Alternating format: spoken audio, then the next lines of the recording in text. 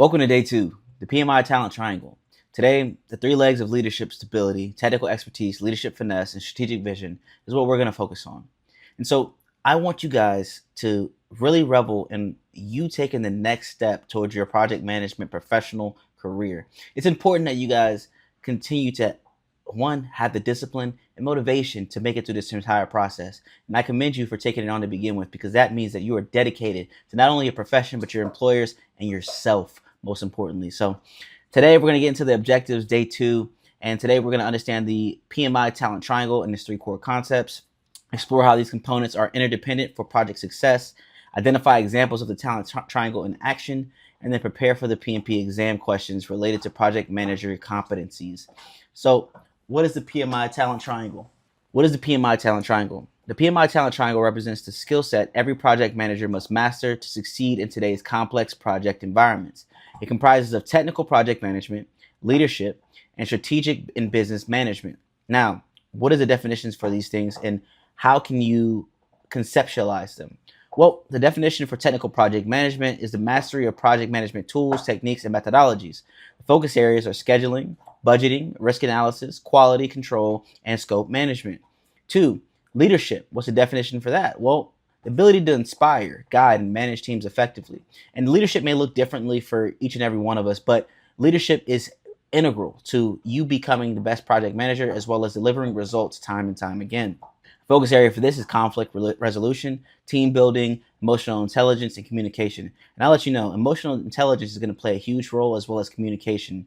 You need to be able to understand not only your own feelings, but other people's feelings and understand what space and time and mindset that they're in, because it's important that you are able to navigate not only the conflict resolution, but to prevent any type of conflict in the future.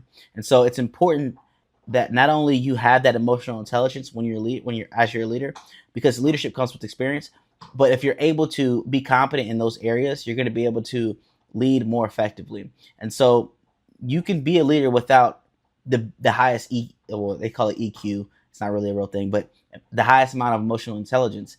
And so I would just harp on that. Leadership is going to come with experience. And if you don't have experience, make sure you have the other two.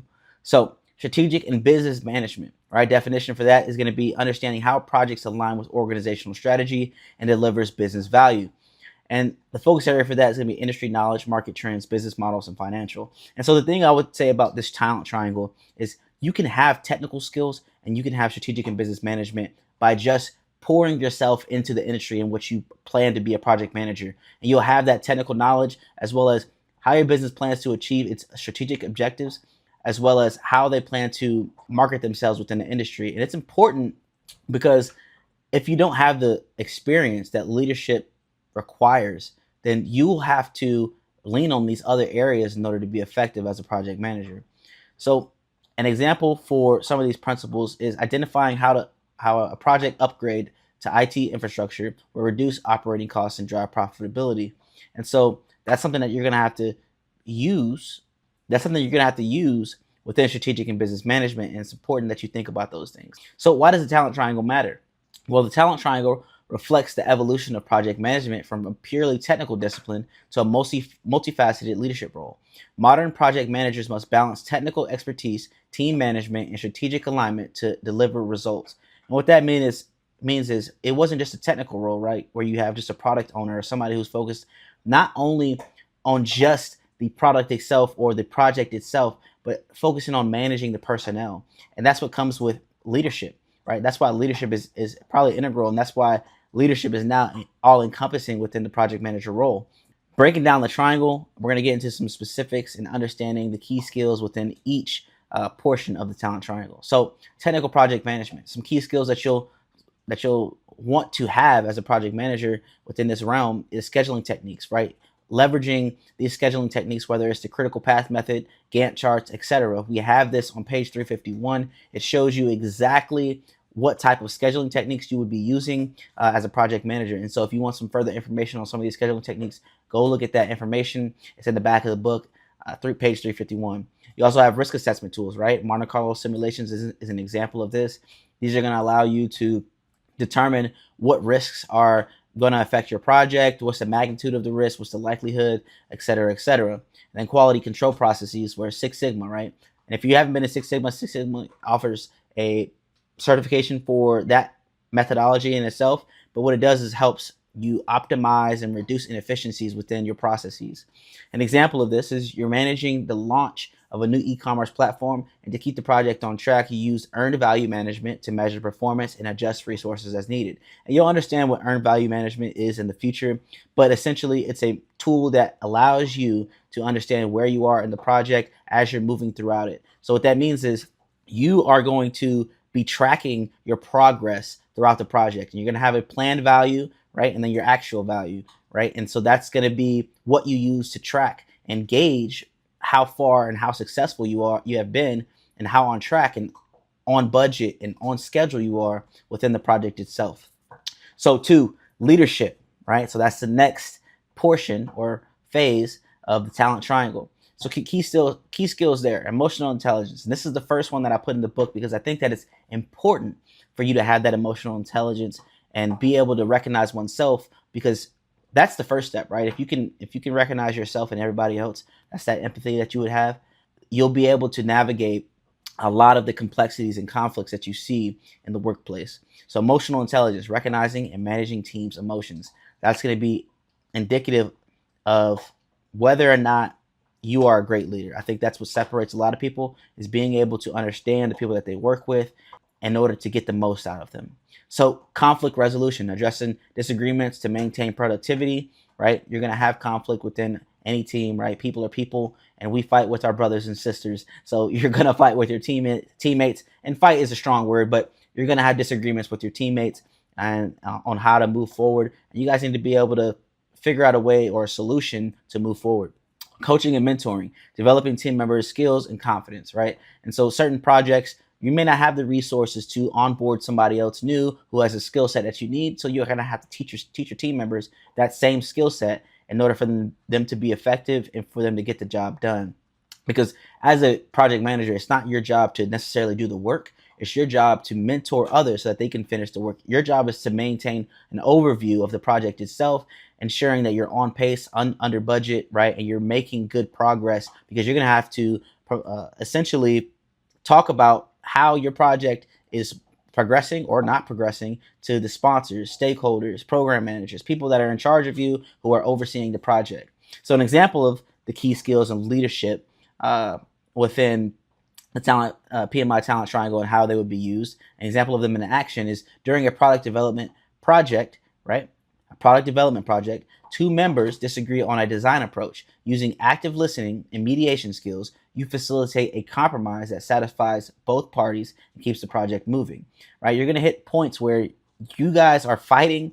Fighting is a strong word, but you guys are disagreeing on how to move forward or how to tackle a problem or the solution or who gets what work and the workload of each and what does the schedule look like. And these are going to be things that you guys are going to disagree over or have to essentially figure out amongst yourselves. And so you guys are going to have to, and I say you guys, meaning the team, the development team, is going to have to come to a solution. And sometimes it's not a pretty solution for both sides. Sometimes you have to compromise in order for you to be effective, in order for you to move the project forward. And so it's important that you have those skills as a leader in order to be the best version of your team and get the most out of your team.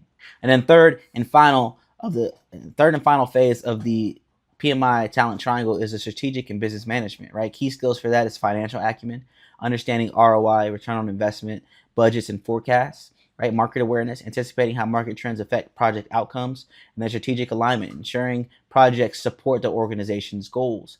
And so as a project manager, you're not only looking at what your project is doing, right? The micro, you're looking at the macro, like how does this project affect not only my business, but the industry? And so it's important that you have a good understanding of the market trends. It's important that you have a good understanding of how your project outcome is going to waves in the industry or not, right?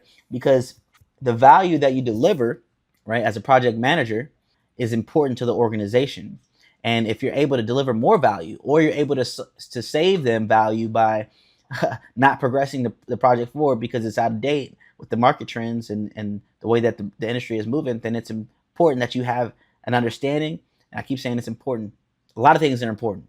And I'm going to continue to say that because it's a word that I use often.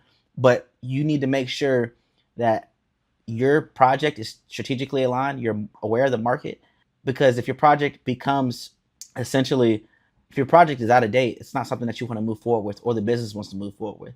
And you're going to have to make changes based on that. Maybe adjust the scope so that it does become a project that is in line with the market trends or ahead of the market trends, right? Anticipating the market trends. So, example in action, your company is investing in renewable energy products. By understanding the market incentives for clean energy, you guide your team to focus on projects with the highest potential for regulatory and financial rewards, right?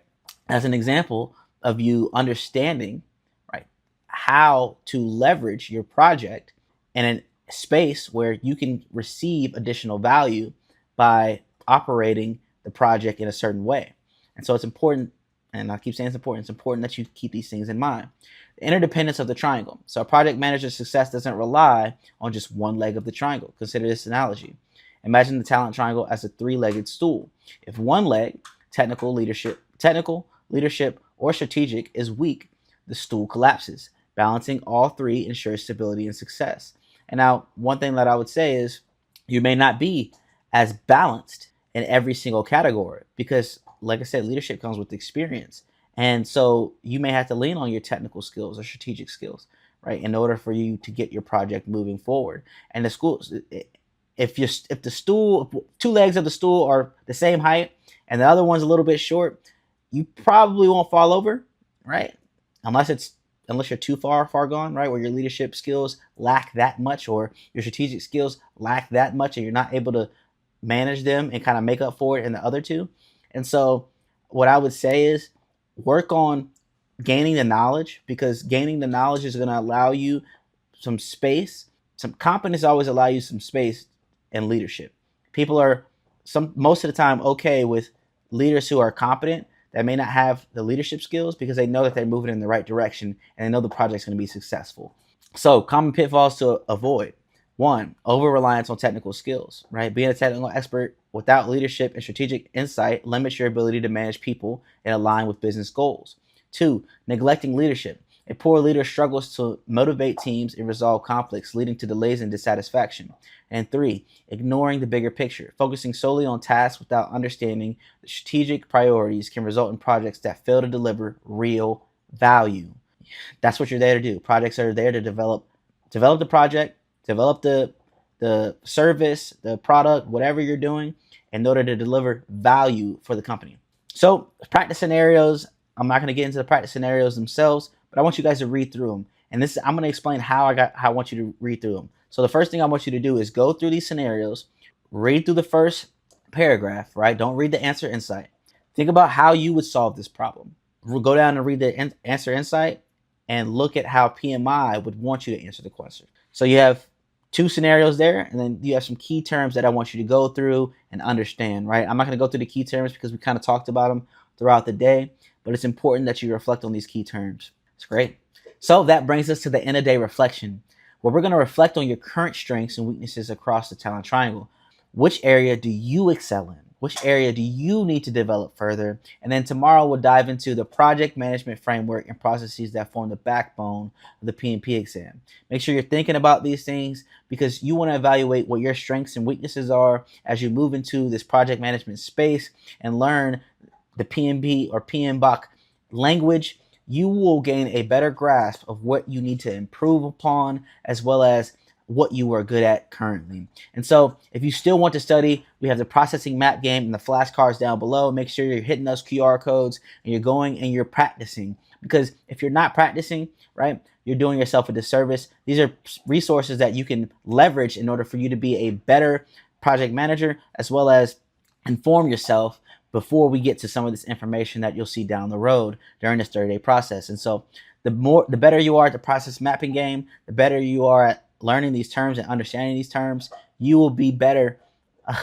You will have a greater understanding of the information that I'll put forth in the days to come. With that, if you haven't liked and subscribed already, go ahead and hit that like and subscribe, hit the notification bell, and I appreciate you for making it through day 2. I'm going to see you tomorrow for day 3, and with that, have fun studying.